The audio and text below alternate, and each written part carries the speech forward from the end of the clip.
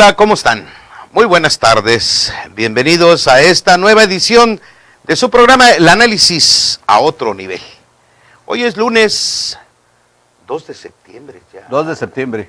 Cuando empieza septiembre como que se va el año, ¿verdad? Sí. No, septiembre ya prácticamente con las fiestas patrias, con la celebración de la independencia y de todo lo que trae las fiestas patrias, bueno, pues ya. Día de Muertos.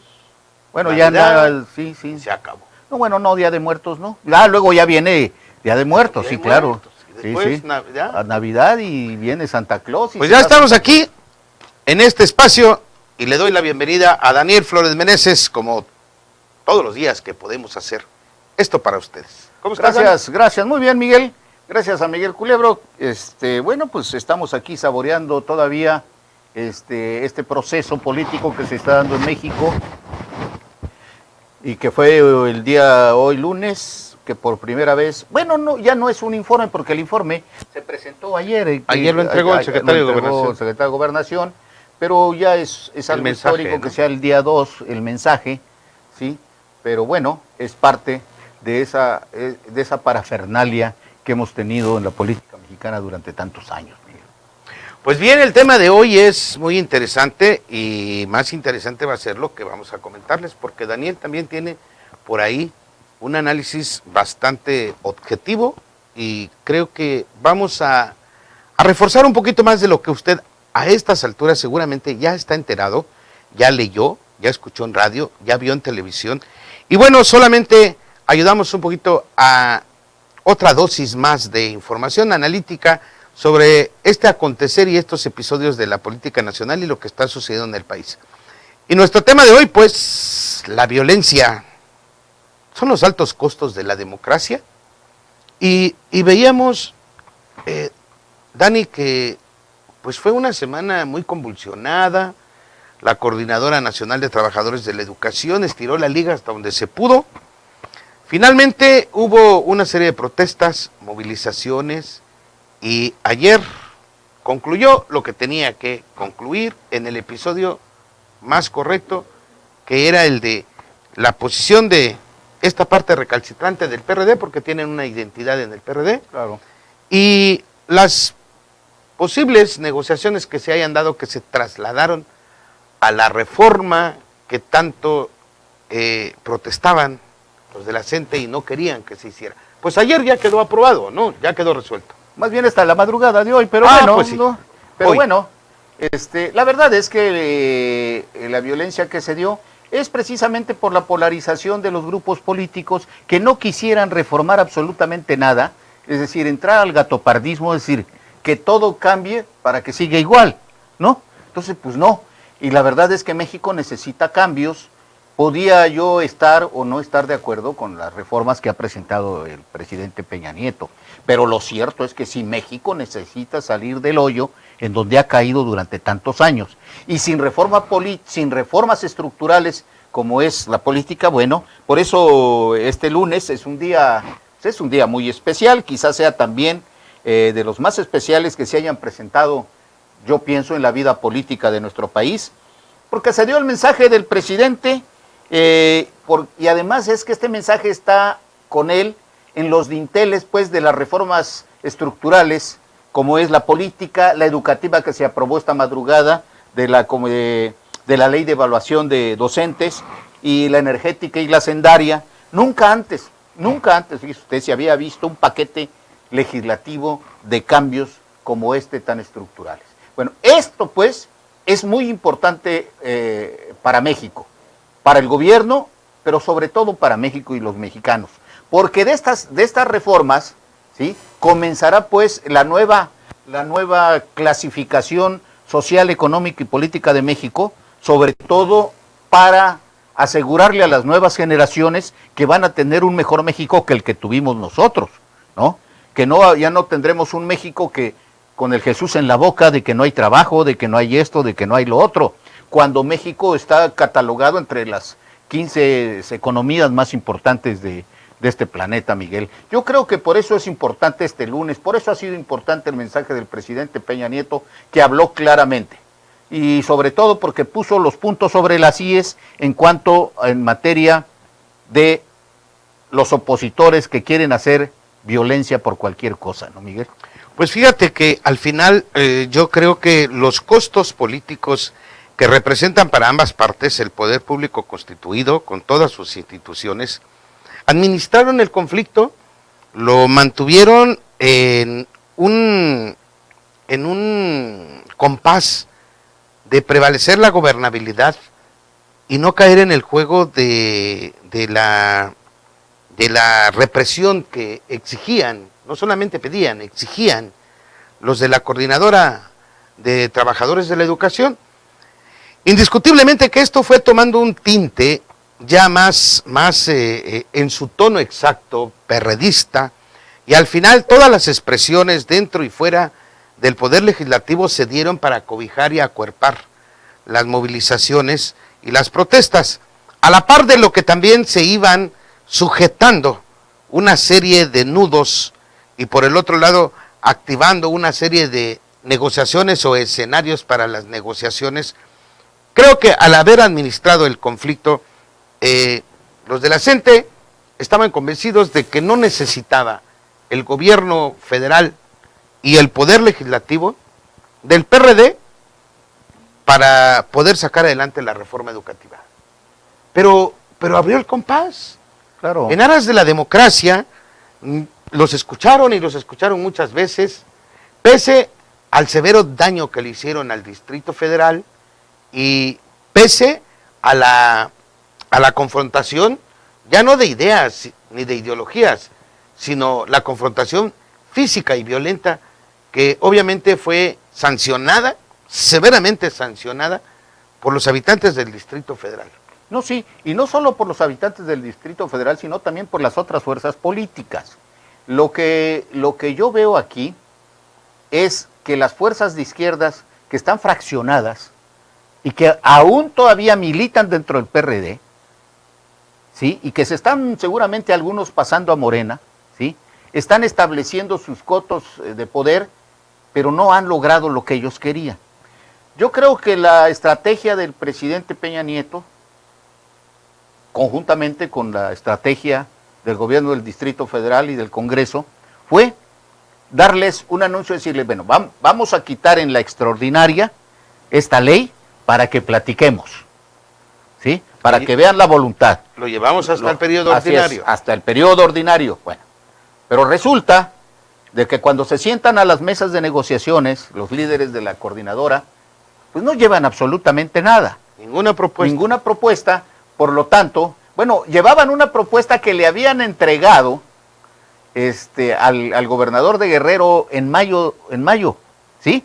Y que inclusive estaba diciendo uno de los diputados ahí que habló anoche que inclusive no le habían quitado la fecha y lo habían presentado en la misma mesa. De la Vega Membrillo. Sí, de la Vega Membrillo. Presidente de la Comisión de Educación. Entonces, eso te da una idea de que efectivamente ellos no querían platicar con nadie sino hacer tiempo, ¿sí?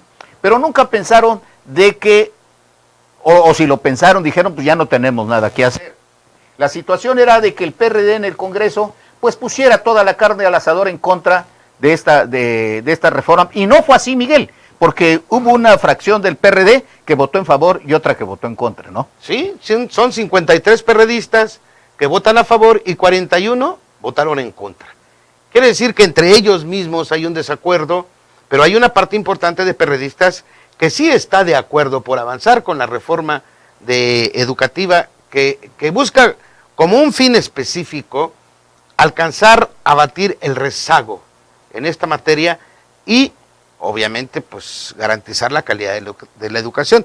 Pero es que en esta ley, fíjate Daniel, se aprueba en la ley del servicio profesional docente terminar ya con la manipulación de las plazas y tampoco ya se van a heredar, ya no se van a vender, se va a crear un instituto que es el que se va a encargar de la evaluación, ya no va a ser exclusivamente la Secretaría. Es decir, a lo que ellos se resistían, que es el manejo de las plazas, acuérdate que lo comentamos aquí, creo tú lo comentabas, que el gobierno había dispuesto cuando el Bester Gordillo o Conquitud Barrios, que la mitad de las plazas eran para el sindicato y la otra mitad para el gobierno. Así es. Era un negociazo, ¿no? No, súper negocio. Bueno, pues ahora esto queda erradicado ya con la ley aprobada esta madrugada y al final no quedó otra más que los señores que merecen nuestro respeto por ser personas, pero obviamente desaprobamos lo que hicieron. Yo en lo personal no estoy de acuerdo en enfrentar violentamente a las instituciones. Finalmente se fueron. Pero fíjate, ya desalojaron el Zócalo anoche. Pero fíjate tú que son mucho más los maestros que están en clases. Sí, claro. Y que están con conciencia y con su conciencia tranquila de que lo que están haciendo lo están haciendo bien. Y que van a enfrentar la evaluación como cualquier persona que quiere el bien para México, ¿no? ¿Sí? Porque uno a veces habla que los políticos no tienen una evaluación tampoco para llegar a ser políticos, ¿no? Sin embargo, llega el momento en darles nuestro voto para que nos representen. Y yo creo que hay miles y miles de maestros a lo largo y ancho del país que están haciendo lo suyo. Comprometidos. ¿Sí? Comprometidos con la educación. Y me da cosa pensar, por ejemplo, en la educación de Oaxaca, en donde ahí sí familiares van absorbiendo la plaza de los padres, de los abuelos. Sin primaria terminada. Sin primaria terminada. Es un crimen eso. Y eso, bueno, ojalá y termine, ¿no? Yo no sé en Chiapas cómo estará la situación, porque a veces uno desconoce cómo está la situación, ¿no? Pues mira, ¿qué te parece si vemos cómo se llevó a cabo la votación, cómo se llevó a cabo la aprobación de esta ley de educación? Muy importante. Que es un episodio, bueno, que parece ser ya concluye. Vamos pues a ver esto. Procede a recabar la votación en lo general y en lo particular de los artículos no reservados. Ábrase el sistema electrónico de votación por 5 minutos. Proceda a la Secretaría. Háganse los avisos a que se refiere el artículo 144, numeral 2 del reglamento de la Cámara de Diputados. Ábrase el sistema electrónico por 5 minutos para proceder a la votación en lo general y en lo particular de los artículos no reservados. Ciérrese el sistema electrónico de votación. Señor presidente, le informo que se emitieron 389 votos a favor, 69 en contra y 4 abstenciones. 390 votos a favor, 69 en contra y 4 abstenciones. Aprobado en lo general y en lo particular los artículos no reservados con las modificaciones aceptadas por la Asamblea, la Ley General del Servicio Profesional Docente. Pues ahí está, ese fue el proceso de la Cámara de Diputados de anoche y que terminó ya iniciando las primeras horas de hoy, lunes, ¿no? Sí, yo creo que, pues, decía yo al inicio de esto, que era un día muy importante para México, porque se inicia pues el proceso educativo de otra manera, ver la educación del siglo XXI. Si ya entramos al siglo XXI, si ya desgraciadamente el siglo XX nos sirvió para poco, ¿sí? Y nos sirvió para estancar la educación, que el siglo XXI, si ya perdimos 12 años que no se hizo nada, cuando pensamos que el panismo iba a revertir su gran ideología en favor de la educación, se estancó y lo volvió a llevar hacia el PRI, y se hizo amigo de Elbester, el presidente Calderón, por ejemplo, también Fox, y todo quedó igual, el gatopardismo que te decía, que cambie todo para que todo siga igual. Y entonces dices, ahora es necesario hacerlo diferente. Claro, Elbester está en la cárcel, pero bueno, ahí empezó toda la gran posibilidad de hacer esa gran reforma. A decirle a los maestros, miren, su gran líder está en la cárcel, aunque no sea de la coordinadora, pero ahora los de la coordinadora ya entendieron de que las cosas ya no va a ser tan fácil, ¿sí? Esta reforma estuvo envuelta por estas protestas de los maestros y también de algunos sectores de la izquierda del PRD, como lo decían, pero en lugar de quitarle la esencia y la importancia de esta reforma al presidente, la legitimaron al presidente Peña Nieto, porque demostró que tiene pulso para seguir adelante y de que no iba a andar con cuentos. Y ya lo habían dicho algunos diputados, inclusive Manlio Fabio Beltrones, Gamboa, el senador, que la reforma va. Y algunos inclusive llegamos a creer que no iba a ser, pero se hizo, ¿no? Y esto, si los partidos políticos están ahora en una mesa de negociaciones, y otra cosa que hay que recalcar firmemente, que el Pacto por México, que me perdonen, pero sí ha funcionado. Bueno, tan ha funcionado que yo creo que a partir de este episodio se retoma, seguramente se van a volver a sentar, a dialogar, a negociar, a someter a consideración estas dos reformas pendientes que son la energética y la hacendaria. Pero esta, la de educación, indiscutiblemente que salió, como dices, legitimada con la participación de todas las expresiones habidas y por haber, y con la tolerancia, incluso al exceso de tolerancia de la violencia protagonizada por quienes se dicen maestros, docentes, ¿no? Pero bueno, ya es un episodio del que mañana mismo, en la sesión del Senado, mañana mismo sale aprobada sin duda alguna, como dice Emilio Gamboa Padrón, el coordinador de los senadores del PRI, no vamos a aceptar ninguna presión, pues ya a estas alturas yo creo que ya no habrá ninguna, ¿no? No. Y bueno, en ese contexto, pues el presidente de la República hoy precisamente dio su mensaje del primer informe de gobierno y fíjate que pese a las expectativas, las críticas, porque por redes sociales hubo una serie de comentarios de que no iba a estar dispuesto a reconocer errores o incumplimientos como lo que le han criticado desde la izquierda, obviamente, no puede ser desde otro punto de vista, el que no se hayan creado empleos, que la economía no ha crecido, que la productividad se vino abajo, que las expectativas del crecimiento pues están truncas, pero aún así, fíjate que yo vi en el mensaje del presidente que mientras no se tenga en el contexto legal las reformas que den pauta a superar esta crisis, que es lo que todavía mantiene en lagunas legales el poder echar a andar la economía con lo del petróleo, el poder ajustar una reforma fiscal para someter a los monopolios con las reformas que ya se hicieron en telecomunicaciones y las otras. Parece ser que todavía hay que esperar lo que resta de este año para empezar a ver los resultados. No sé, ¿cómo viste tú el informe? Bien, yo creo que Peña Nieto hizo lo que tenía que hacer y dijo lo que tenía que decir. Peña Nieto está bajo una crisis económica mundial.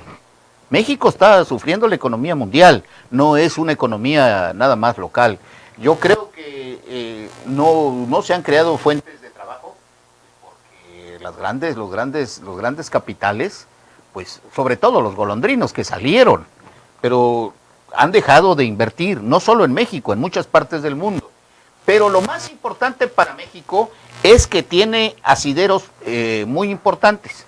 Y esto van a ser la reforma hacendaria y la reforma energética, ¿sí? Y la reforma educativa que ya ha comenzado a partir de esta madrugada, pues ojalá y se dé, pero estamos hablando ya la más importante, que es la energética y sobre todo la hacendaria, porque son las que van a darle, ¿sí?, al final de cuentas, el punto económico de este país para la creación de fuentes de trabajo, para la inversión internacional. Sin inversión extranjera, un país en estos momentos, en un sistema globalizado, no puede hacer absolutamente nada.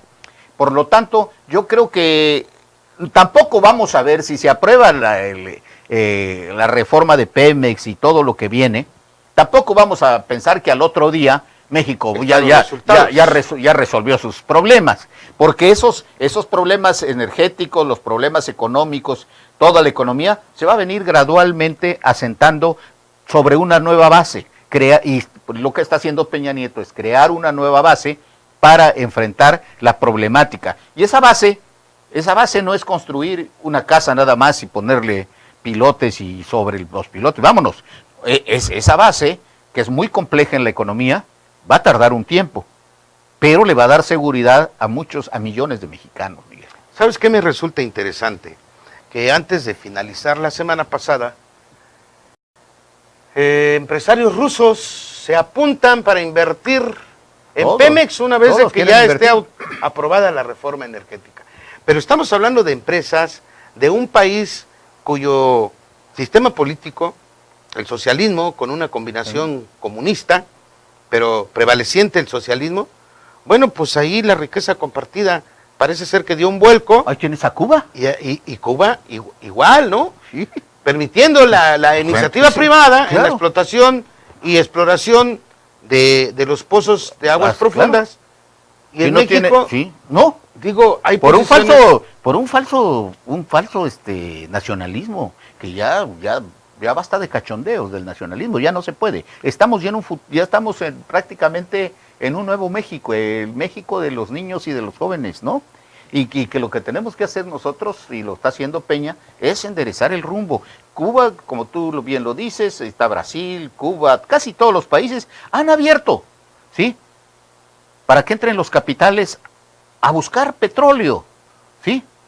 Para invertir en México, para que pueda tener una serie de circunstancias bien especiales, tener mejor vías de comunicación, porque sin comunicación no hay nada, ¿sí?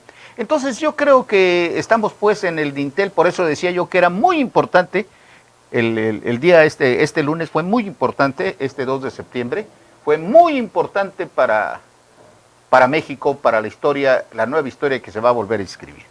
Pues mira, en este contexto de la reforma, el PRD había cacareado mucho, había anunciado con bombos y platillos llevar a cabo una consulta nacional para saber de los mexicanos si estaban dispuestos a aprobar esa famosa reforma energética tan discutida. Y que, por cierto, qué lamentable, digo, yo la verdad veo lamentable la imagen derrumbada del ícono del perredismo, de quien le da nacimiento al perredismo, lo más emblemático que ha tenido el líder moral Cuauhtémoc Cárdenas, haber marchado ayer en el Distrito Federal con no más de 2,000 personas. Entonces, parece ser que su consulta nacional se vino abajo. Hubo una participación que no alcanzó más allá del 10% de las expectativas que ellos esperaban. Pero además, la marcha de Cuauhtémoc Cárdenas no alentó para nada en el Distrito Federal a sumarse a la inconformidad sobre esa reforma energética. Todo indica que lo que ha planteado el presidente de la República es más aceptado, aunque no se manifiestan abiertamente otras voces más que las que ya hemos visto en este pasaje de casi 2 meses de insistencia de los sectores productivos, las cámaras, etcétera, pero todo indica que tampoco va a haber mucho problema para aprobarla. Pero además yo quiero que también se analice por qué hay una pulverización, por ejemplo, de la izquierda, hablando de Cuauhtémoc. Cuauhtémoc regresa a la política, ¿sí?, tratando de decirle al presidente y a los priistas que no usen la imagen de su papá para lo de la reforma constitucional, porque no se necesita reforma constitucional, sino que se le dé mejor llaves internas a Pemex para hacerlo más eficiente en su trabajo. Pero eso fue Cuauhtémoc. Pero Cuauhtémoc ya es un ícono de la izquierda, que formó precisamente el Partido de la Revolución Democrática, y creo que ya tiene su lugar, y además lo hace en una ciudad totalmente indignada por la actuación de maestros, de los muchachos los anarquistas. Yo soy 132. Yo soy 132. El ESME. El ESME, total, una serie de circunstancias. Radicales. El radicalismo que resintió el Distrito Federal, que ya no quiere nada más. Entonces, cuando Cuauhtémoc dice vamos a marchar, pues ya no le hace caso. Digo, y la verdad es que a partir de ahora vamos a ver un Distrito Federal más calmado. Porque va a ser difícil, ¿sí?, salvo que haya mucho dinero por ahí, que les den a los de la izquierda para llevar a tanta gente. Porque yo te puedo asegurar, creo que es el 8 de septiembre la marcha de Andrés Manuel, ¿no? Es correcto. ¿De dónde va a sacar toda esa gente? ¿De qué grupos del PRD en el Distrito Federal? ¿De los de Marcelo Ebrard? ¿Quién sabe? Los de el señor de las ligas, Bejarano, de René Bejarano tampoco. ¿De quién? ¿De Mancera? ¿De quién? ¿De los chuchos? Noroña solamente. ¿De los chuchos? Tampoco. Esos son los grupos en el Distrito Federal. Bueno, el gobernador de Oaxaca, ¿le va a dar gente y dinero a su paisano para hacer su marcha? Yo no creo. Después de esta balconeada. Señor Núñez, no creo que vaya a meter las manos. Porque si algún estado depende de Petróleos Mexicanos, es Tabasco. Y le sigue por ahí Veracruz y Chiapas un poco, porque no ha sido reconocido Chiapas como productor de petróleo con esas circunstancias tan específicas que tiene. Pero yo creo que Núñez no va a meter las manos ya. ¿Por qué? Porque Núñez está ya en un momento de despedida de su carrera política. Y creo que el colofón de su carrera política, por cierto, muy exitosa, que porque fue priista muy exitoso y luego fue perredista, también por muchos priistas se salieron del PRI para irse al PRD porque ahí encontraron mayor libertad para sus ideas. Y eso le pasó a Núñez. Y Núñez lo sabe. Núñez con esta gubernatura se despide prácticamente de la política. La política ya es para gente más joven y creo que él está dispuesto a dejarle una herencia a Tabasco, dejarle firmemente decirle que ya la podredumbre de Tabasco ya no puede seguir siendo parte, ¿sí? O sea, la corrupción no puede seguir siendo parte de la vida de los tabasqueños. Pues bueno, el presidente ya en su informe dejó por lo menos las pautas para que aterricen al Poder Legislativo estas reformas y seguramente va a ser interesante a partir de ver qué sucede en el Zócalo del Distrito Federal el próximo 8 de diciembre, como lo comentas, Dani, con la presencia de Andrés Manuel. Pues este episodio ya está resuelto, el mensaje presidencial, ya está el presagio, en cuanto las reformas estén, el país ya no tiene pretexto para no avanzar en su economía, en la generación de empleos y obviamente en fortalecer ese monstruo económico de nuestro país que se llama Pemex, ¿no? Bajo las condiciones que tengan que darle transparencia y credibilidad a este gobierno que hoy Peña Nieto en su mensaje presagia que hay que confiar y además convoca a los mexicanos a hacerlo. Y por último, fíjate que el presidente en su informe que vimos, tú viste también, anuncia una gran inversión para educación. No solamente fue el hecho de haber sacado adelante la reforma, ¿no? Es que se necesita mucho. Ahora el reto es invertirle. Infraestructura Claro. y educación. Pues de los estados más pobres, Chiapas va a ser uno de los beneficiados en educación y en comunicación, que son carreteras. Y en este contexto, bueno, pues el gobernador Manuel Velasco hizo una gira este fin de semana por el municipio de Ocosocuautla, donde se dieron a conocer programas ambiciosos y se van a construir 220, van a ser beneficiadas 225 escuelas con infraestructura, donde habrá una inversión millonaria. Veamos qué dijo pues el gobernador Manuel Velasco Cuello. Yo agradezco mucho, señor gobernador, su solidaridad con el programa. Usted ha dispuesto 100 millones de pesos para concurrir y para ampliar las metas, y por ello es que el gobierno federal y el secretario Emilio Choefet en lo particular ha orientado 165 millones de pesos más para hacer una bolsa conjunta de 265 millones de pesos. Tenemos muy claro que la mayor prioridad y el mayor reto es elevar la calidad educativa. Pero lo principal para elevar la calidad educativa es que sus hijos, es que las niñas, los niños, los jóvenes que acuden a tomar clases tengan espacios dignos para poder llevar ese aprendizaje. Nuestro estado, Eduardo, es un estado que requiere de esta sinergia, de mezcla de recursos, de aportaciones estatales y de aportaciones federales. Necesitamos, esta es la primera de miles que necesitamos certificar en nuestro estado. Es un estado que tiene mucho rezago en la escuela digna y estoy seguro que juntos vamos a hacer año con año y a certificar más escuelas dignas. Pues bueno, este es el contexto de todo lo que ha acontecido y pues Algo bueno llevará Chiapas, ¿no? algo bueno llegará a Chiapas. No nos resta más que decirles muchas gracias y por favor, sean felices. Buenas tardes, buen provecho. De mi parte, coma sabroso. Aunque sea cochito. Que sea cochito. Así es. Buenas tardes. En Chiapas somos calidad, cultura. Somos confianza, servicio, hospitalidad y somos desarrollo. No busques más. Consume los productos y servicios hechos en nuestro estado. De Chiapas es mejor. Secretaría de Economía, Gobierno del Estado. Chiapas nos une. Participa en la carrera del centenario de la creación del Ejército Mexicano, 100 años de lealtad. 8 de septiembre, 8 de la mañana, 6 kilómetros, ramas varonil y femenil, categoría libre, mayores de 16 años. Podrás inscribirte en los módulos ubicados en las instalaciones de las dependencias participantes. Asiste y corre con nosotros. Habrán premios para los primeros 3 lugares. Participa para ganarte un auto. Sedena, Secretaría de la Juventud, Recreación y Deporte, Gobierno del Estado. Chiapas nos une.